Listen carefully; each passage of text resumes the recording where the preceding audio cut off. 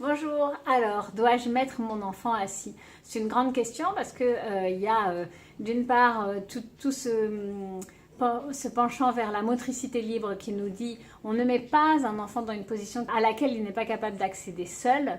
Du coup, je ne mets pas mon enfant assis. J'attends et je l'accompagne à ce qu'il apprenne à se mettre assis. Ça, c'est un peu la théorie de la motricité libre.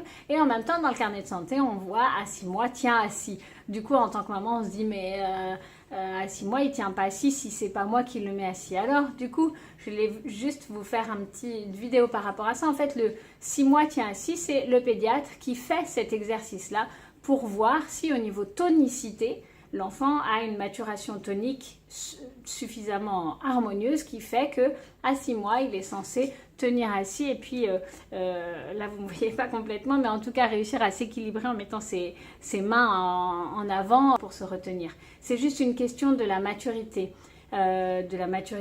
tonique de l'enfant. C'est-à-dire que l'enfant, quand il naît, il a son axe derrière la tête, le dos qui est hypotonique, donc il est mou et puis il est comme ça, il se replie en position du fœtus. Par contre, il a les bras et les jambes qui sont resserrés, qui sont plutôt hypertoniques. Et au fur et à mesure de sa maturation, avec l'âge qui avance, les bras vont réussir à s'étendre, les jambes aussi vont se déplier et par contre, la tonicité, l'axe va se tonifier un peu. Il va tenir sa tête, il va se redresser, les épaules vont se mettre en arrière et du coup, il va être capable de tenir assis. Mais ça ne veut pas dire, vous pouvez essayer de le mettre assis pour voir s'il tient, mais ça ne veut pas dire qu'il faut qu'il soit dans cette position-là et qu'il faut l'y mettre tout le temps. C'est juste une position pour vérifier la maturation de la tonicité. Vous voyez ce que je veux dire? Et du coup, en tant que psychomotricienne, évidemment, je vais vous dire que l'idéal, c'est que l'enfant réussisse à se mettre assis par lui-même. Donc, de l'accompagner en tant que parent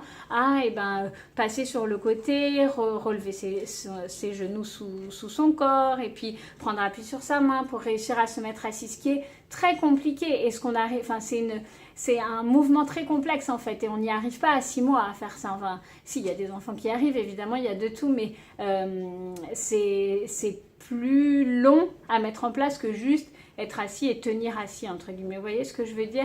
Et en fait, pour que l'enfant, quand il soit assis, il ne se crée pas de tension trop forte, qui ne compense pas avec d'autres parties de son corps parce qu'il n'est pas prêt, à se mettre assis. L'idéal, c'est qu'il se mette assis lui-même tout seul quand il est prêt. Après, on peut l'y accompagner.